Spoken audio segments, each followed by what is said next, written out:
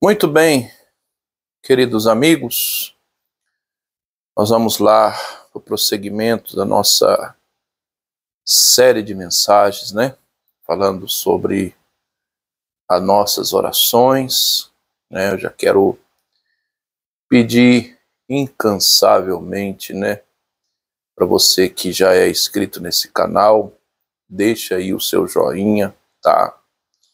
Você que ainda vai se inscrever, também peço mesmo para você deixar o seu joinha, tanto os que vão se inscrever ou os que já são inscritos. Peço também, além do joinha, o compartilhamento, tá bom? Ninguém faz nada sozinho, né? Eu conto com a sua parceria, né? Esse canal é um canal sério, é um canal evangelístico, tá? Não é um canal para criar polêmica, para denegrir imagem, falar mal, mas é um canal que você vai ouvir a verdade, que é contida na palavra de Deus, tá? Então, nós estamos vivendo uma série de mensagens falando sobre a oração, e depois de pregar, se tem uma coisa que eu gosto, é de orar. Eu aprendi muito numa igreja a qual eu fiz parte, e tenho um grande carinho. Hoje eu não faço mais parte dessa igreja, mas eu tenho um grande carinho para com esse ministério. Falando nisso, vai o meu abraço aos irmãos que são dessa igreja que me assiste, que é a Igreja Deus e Amor, tá? Vai o meu abraço, o meu carinho, que Deus abençoe. Atualmente, eu não faço parte dessa igreja mais, mas eu aprendi muito, através dessa igreja, sobre a oração, tá? Hoje eu faço parte de uma outra igreja, que é a Igreja Internacional da Graça de Deus, mas eu aprendi muito com essa igreja, através dos mensageiros, sobre a oração, Então hoje eu vou falar sobre alguns ensinamentos que a gente ouve, por aí, que a gente tem que aprender a estudar a Bíblia, analisar na Bíblia, se tal coisa que se ensina realmente está dentro da palavra de Deus. É uma coisa que eu sempre falo, meu amigo e minha amiga. E o próprio apóstolo Paulo, e olha que eu estou falando do apóstolo Paulo, um grande mensageiro, um grande pregador, um grande homem de Deus, Ele falou que ele deu liberdade para que as pessoas examinassem até mesmo aquilo que ele fala. E olha que eu estou falando do Paulo, dos maiores mensageiros da palavra de Deus, do Novo Testamento, mas ele deu a liberdade. Ele falou: irmãos, que vocês possam também me analisar se aquilo que eu estou falando condiz com as Escrituras. E as pessoas na época faziam isso, analisavam, Então por que eu estou te falando isso? Porque a gente tem que tomar cuidado com, às vezes, alguns ensinamentos que não estão dentro da palavra de Deus. Por exemplo, quantas vezes eu não ouvi alguns ensinamentos dizendo assim, que você deve colocar Deus contra a parede, ou Deus é ou não é, ou não sei o que lá, ou se não aquele ensinamento que você determina aquilo que Deus faz, aquilo que Deus vai fazer, ou seja, como se a pessoa tivesse, vamos assim dizer, marcando uma data para Deus fazer, para Deus conceder a resposta. Por exemplo, a pessoa ensina assim: não, você determina aquilo que Deus vai fazer, determina que é hoje o dia da sua vitória. Você já deve ter ouvido esse tipo de ensinamento, né? Como eu também já ouvi. Mas é algo que não condiz com a palavra de Deus. Porque o que é um dos significados de determinar? É você impor aquilo que você quer. Determinar é diferente de pedir. Pedir você vai pedir, determinar você vai querer que aquilo aconteça conforme você quer. Agora eu pergunto, será que diante da palavra de Deus é assim que acontece? Nós vamos ver através dessa pequena mensagem que não é bem assim, né? Porque quem somos nós para dizer a Deus quando que Ele vai fazer e de que maneira que Ele vai fazer e a hora que Ele vai fazer? A Bíblia até diz que nós somos o vaso na mão do oleiro, e quem é o vaso para poder dizer para o oleiro, né, aquilo que ele deve ou não fazer e como ele deve fazer, né? A Bíblia até chega a dizer que ai daquele que discute com o seu Criador, contende na linguagem mais antiga, discute a mesma coisa. Ou seja, é só você raciocinar, meu amigo e minha amiga. Jesus, quando ensinou a oração, perdão, Jesus, quando ensinou a oração do Pai Nosso, como que Jesus começa a oração do Pai Nosso? Pai Nosso que estás aonde? No céu, correto? Você que é filho, será que você pode falar assim para o seu pai? Ô pai, eu quero que o senhor faz isso para mim, e vai ter que ser desse jeito, e vai ter que ser agora, e vai ter que ser hoje e pronto. Será que você pode falar desse jeito com seu pai? Eu, particularmente, o meu pai ele já não é mais vivo. Mas quando eu era pequeno, quando eu era jovem, garoto, se eu falasse desse jeito com meu pai, com certeza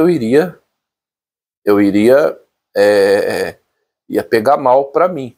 Ele poderia até me bater na época, né? Poderia até me dar uma correção se eu falasse assim com ele. Porque meu pai e minha mãe, que hoje ainda é viva, graças a Deus, como que eu trato? Senhora, benção, né?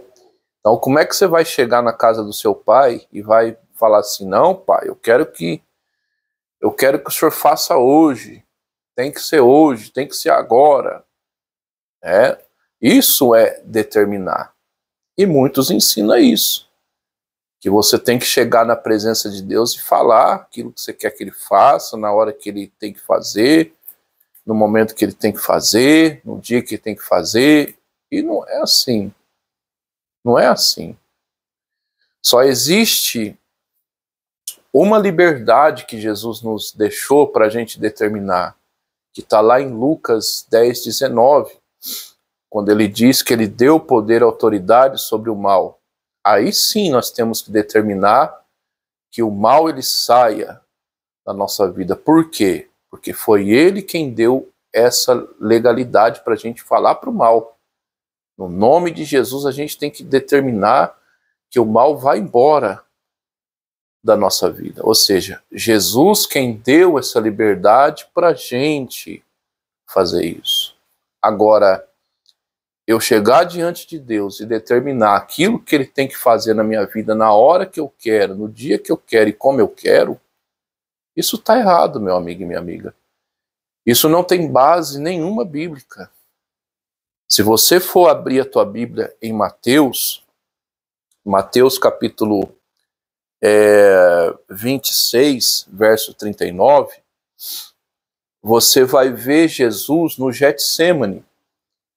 Jesus ele sabia que ele ia ser crucificado no outro dia e ele estava sentindo uma angústia profunda. Ele chegou até a sangrar de tanta angústia, de tanto desespero, porque Jesus, quando veio entre nós, ele veio como homem, como eu e você. Ele sentiu dores. Quando eu falo homem, eu estou referindo a homem e mulher, tá? Ser humano em si. Ou seja, ele sentiu dores, né?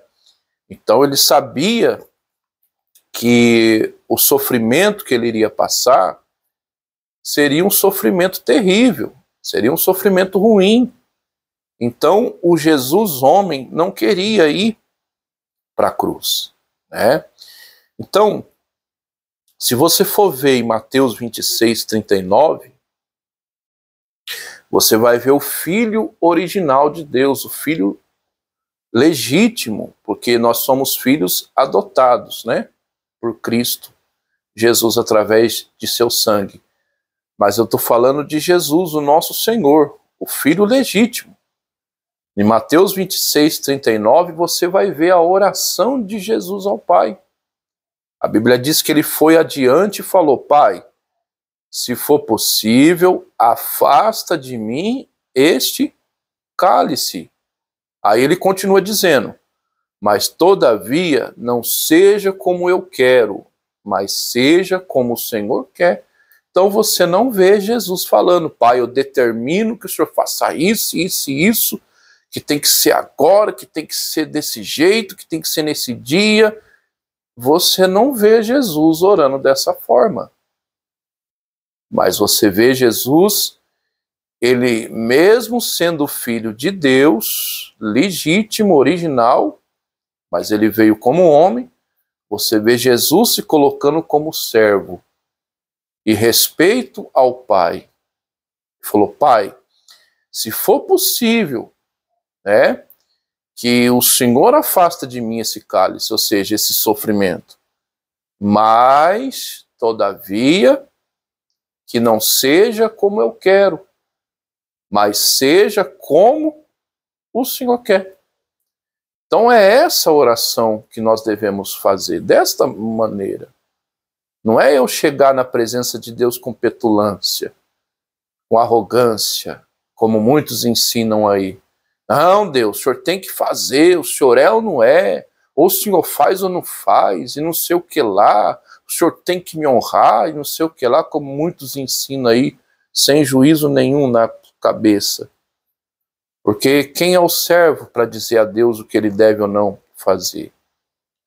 Então Deus fará em nossa vida aquilo que a gente precisa, se isso tiver de acordo com a vontade dele.